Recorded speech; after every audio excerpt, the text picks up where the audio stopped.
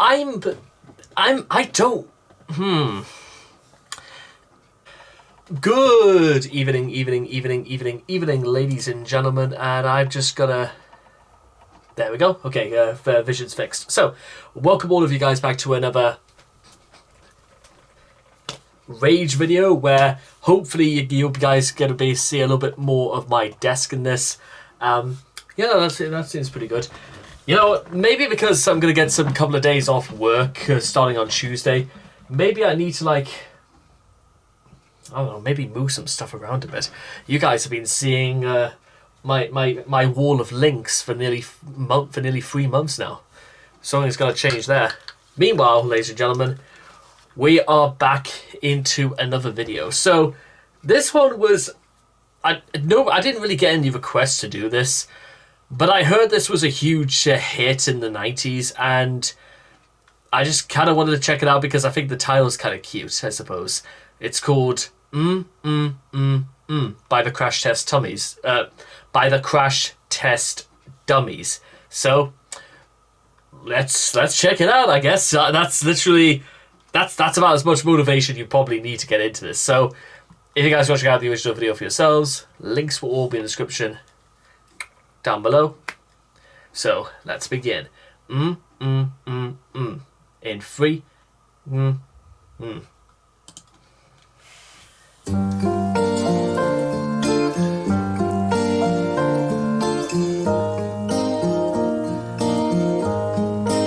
Wow, 30 years up. Once there was this kid who got into an accident and couldn't come to school, but when he finally came back, his hair had turned from black into bright white.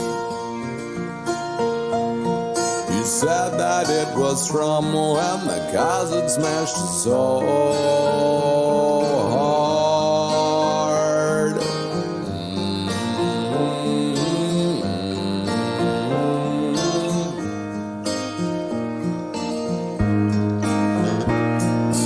Once there was this girl who wouldn't go and change with the girls in the change room, and when they finally made her, they saw birthmarks all over her body.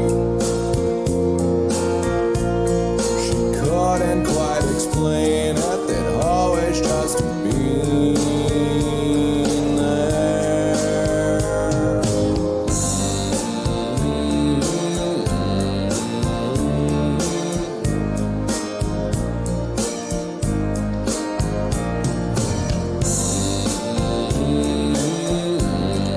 So I don't.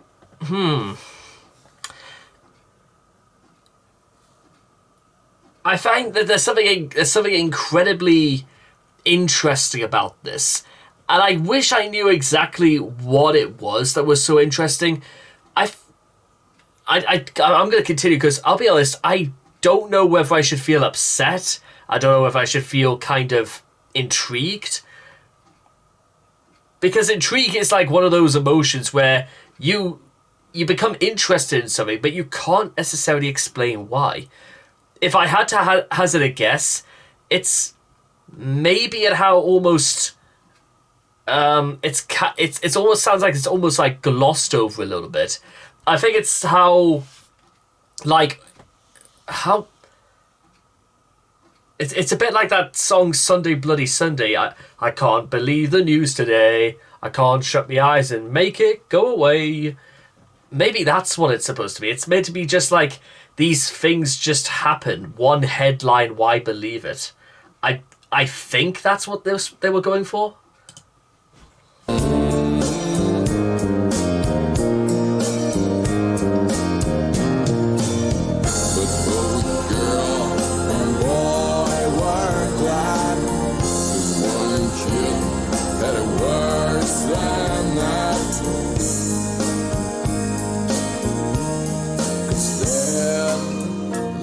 This boy whose parents made him come directly home right after school in the wind. They went to their church. They shook and lurched all over the church floor. He couldn't quite explain it, they'd always just gone there.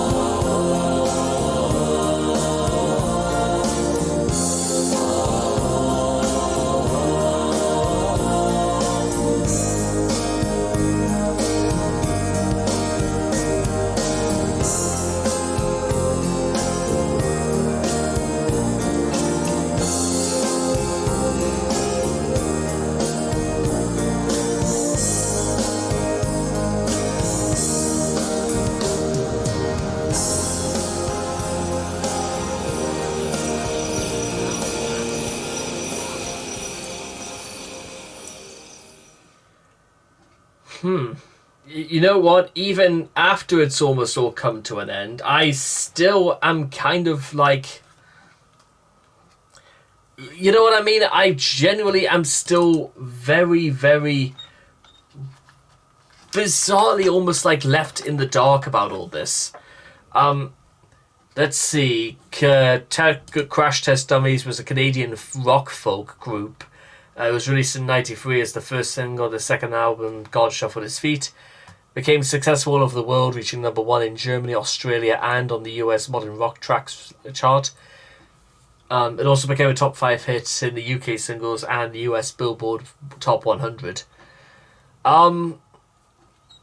So again, I don't know what I feel almost a little bit more confused than before, because I'm suddenly thinking to myself, it kind of just, it goes, it comes, and then it goes at the very same time. It's, God, man, I'm kind of like a little bit, I'm very, very surprised.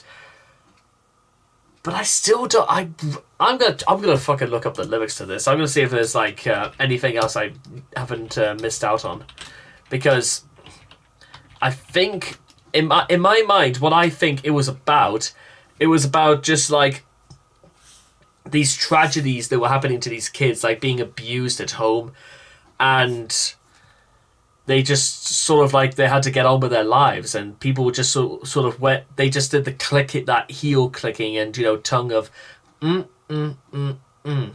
like almost in a disapproving sort of way, that these kids, and so many of them like get abused, and that they live with that torment and that scarring and all that, and all sorts of other mental problems that go throughout the rest of their lives, and society almost seems to like turn this sort of like blind eye towards it. They don't actually get the help that they want, and they're just sort of like expendables in the world that, it doesn't really matter what happens to them. You know what I mean? It's almost like one of those instances where we actually put the blame on the innocent as opposed to the victim. Anyway, each of the 3 verses describe the isolation and suffering of a different child, 2 of whom have a physical abnormality. In the first, a boy is injured in a car accident and misses school for an extended period, and returns. He has changed from hair into bright white.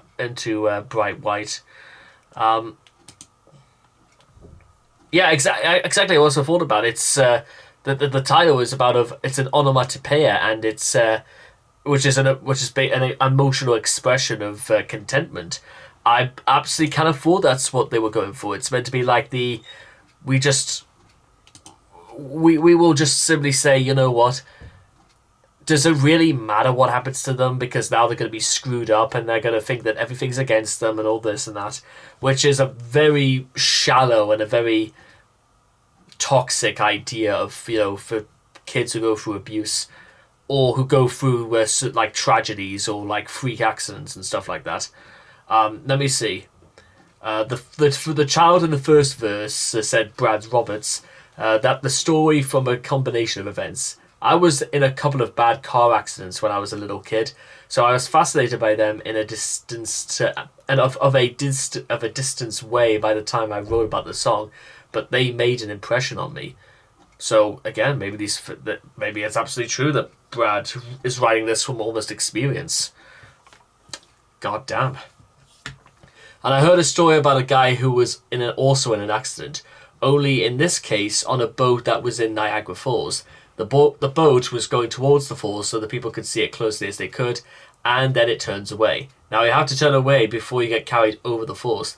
This guy made a miscalculation and it looked like they were going over it and not going to make it back. And he realised, fuck it, I'm going to die. It turned out that the boat did not go over the edge and he was able to get to the back. But his hair turned from black into bright white. Wow. His whole head, and since then, although this didn't inspire the song, I heard other cases of that happening, including my great uncle who was dug out on an island near Japan during World War II and spent a night entrenched, listening to the Japanese crying out in their broken English what they would do to him if they caught him. The second verse is about a girl with birthmarks all over her body, said Roberts. I actually have a birthmark at the base of my spine, which I was teased about a great deal when I was a little kid. It was a physical marking that made me different and that made me the target of verbal abuse and teasing and bullying.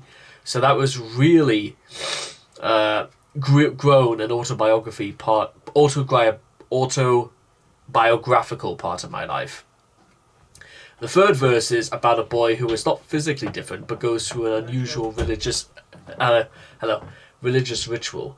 The real inspiration was a girl, but Brad Roberts made her a boy for the lyric. He explained, the girl that I knew, her parents were Pentecostal Christians, and they used to take her to church every week in what they call speaking in tongues.